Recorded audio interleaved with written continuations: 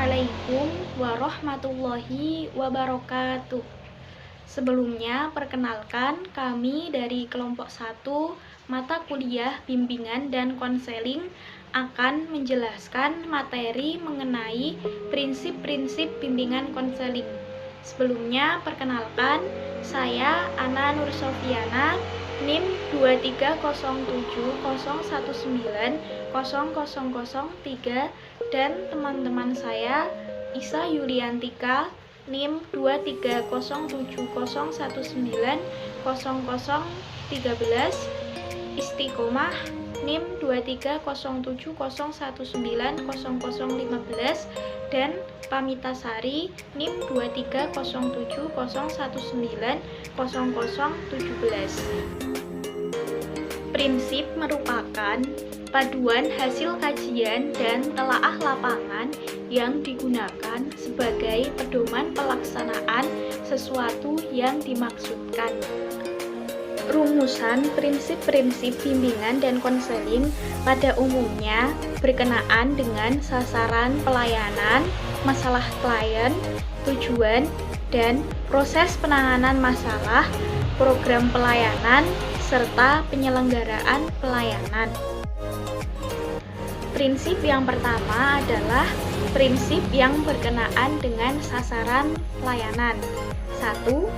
Bimbingan dan konseling melayani individu tanpa memandang umur, jenis kelamin, suku, agama, serta status sosial ekonomi. Kedua, bimbingan dan konseling berurusan dengan pribadi dan tingkah laku individu yang unik serta dinamis. Ketiga, bimbingan dan konseling memerhatikan sepenuhnya tahap-tahap dan berbagai aspek perkembangan individu. Keempat, bimbingan dan konseling memberikan perhatian utama kepada perbedaan individu yang menjadi orientasi pokok pelayanannya. Saya Isa Yuliantika, NIM 013. Di sini saya akan menjelaskan tentang prinsip-prinsip bimbingan dan konseling yang berkenaan dengan permasalahan individu. Yang pertama yaitu bimbingan dan konseling selalu berurusan dengan hal-hal yang memengaruhi kondisi mental atau fisik individu terhadap penyesuaian dirinya di rumah, sekolah, kontak sosial, maupun pekerjaan, dan sebaliknya pengaruh lingkungan terhadap kondisi mental atau fisik individu. Di sini, BK berperan memberikan pelayanan khusus terhadap individu tersebut. BK bisa memberi pengarahan dan pendampingan khusus terhadap individu tersebut agar individu tersebut merasa aman, nyaman, dan memiliki rasa percaya diri. Yang kedua yaitu kesenjangan sosial, ekonomi, dan kebudayaan merupakan faktor timbulnya permasalahan pada individu yang semuanya menjadi perhatian utama pelayanan bimbingan dan konseling.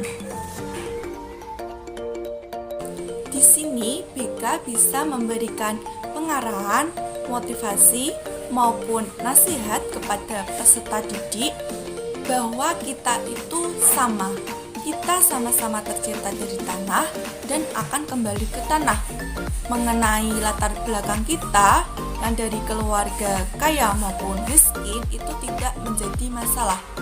Kita sekolah di sini memiliki tujuan yang sama, yaitu sama-sama untuk menuntut ilmu.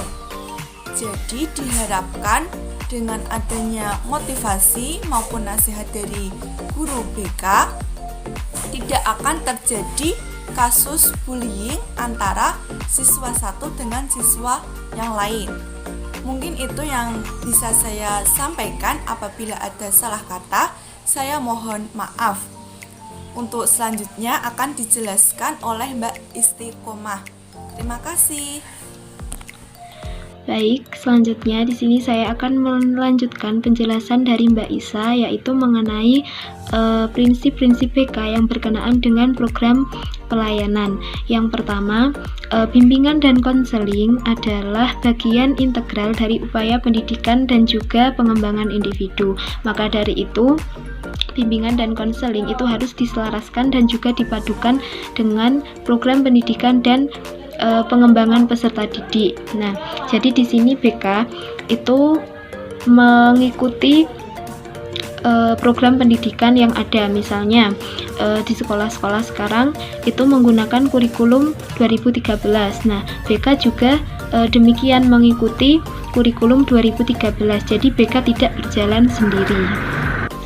Prinsip yang kedua yaitu program bimbingan dan konseling itu harus bersifat fleksibel, yaitu mampu menyesuaikan dengan kondisi individu, masyarakat maupun lembaga.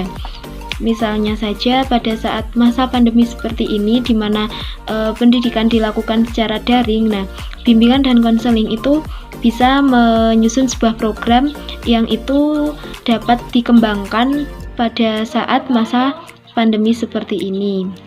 Mungkin dengan konseling secara online atau menggunakan media-media tertentu yang mudah dijangkau. Yang ketiga, yaitu program bimbingan dan konseling itu disusun secara berkelanjutan, mulai dari jenjang yang paling rendah sampai yang paling tinggi. Nah, jadi di sini bimbingan dan konseling itu saling berkesinambungan, mulai dari BK yang ada di PAUD, yang ada di TK, kemudian SD, SMP, SMA, dan sampai yang ada di perguruan tinggi.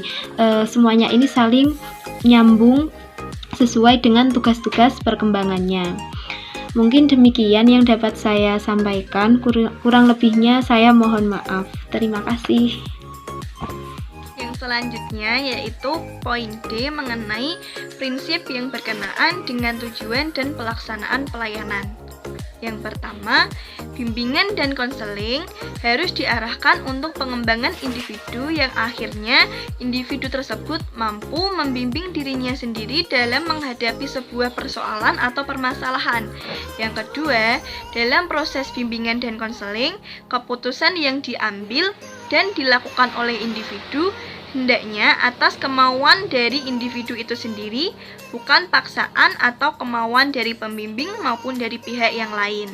Yang ketiga, dalam permasalahan individu harus ditangani oleh tenaga ahli dalam bidang yang relevan dengan permasalahan tersebut. Yang nomor 4, kerjasama antara guru pembimbing, guru lain, dan orang tua anak sangat menentukan hasil dari program pelaksanaan pelayanan. Yang kelima yaitu pengembangan program pelaksanaan bimbingan dan konseling ditempuh melalui pemanfaatan maksimal dari hasil pengukuran dan penilaian dari individu tersebut yang terlibat dalam program dan pelayanan bimbingan dan konseling. Sekian dari kelompok kami. Apabila banyak kekurangan, kami mohon maaf. Wabillahi taufiq wal hidayah. Wassalamualaikum warahmatullahi wabarakatuh.